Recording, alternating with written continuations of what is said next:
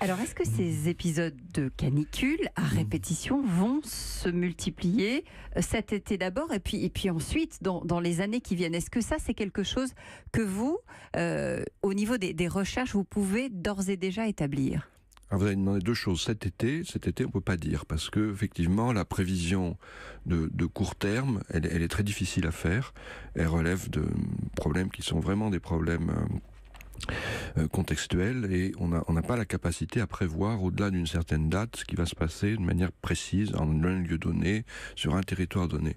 Maintenant, si on regarde à longue échelle de temps, oui, ces situations vont être plus présentes, plus fréquentes, peut-être plus intenses aussi, tout simplement parce que globalement la planète se réchauffe. Alors c'est très difficile de savoir où elle va se réchauffer de manière précise, quand elle va se réchauffer de manière précise. Mais maintenant, on a un suivi sur presque 40 ans. On a commencé à émettre des gaz à effet de serre essentiellement après la Deuxième Guerre mondiale. Ces gaz s'accumulent autour de la planète. On ne sait pas les enlever. Ils continuent de s'accumuler parce que on continue d'en émettre beaucoup, mais on en émet à un rythme accéléré, et ça crée une sorte de bulle qui enveloppe la planète. On ne voit pas ces choses-là, on les mesure, et le réchauffement de la planète aujourd'hui, il est en marche de manière claire.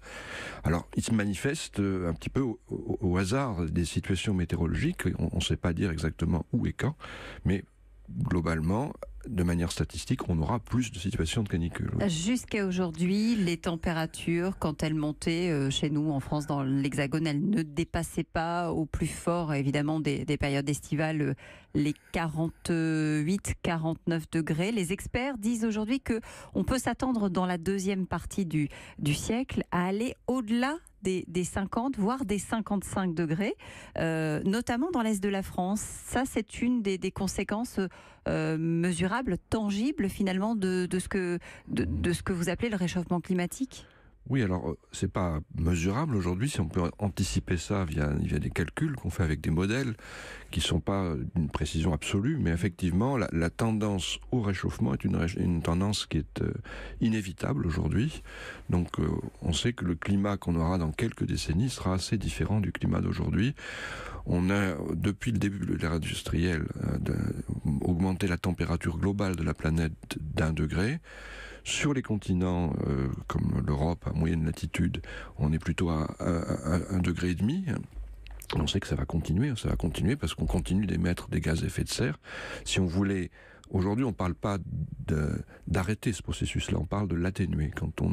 Tout ce qu'a proposé l'accord de Paris, ça relève d'une atténuation de la vitesse avec laquelle ce processus, et éventuellement d'une stabilisation, ce processus se développe. Mais il y a une partie irrémédiable dans tout ce qui se passe aujourd'hui.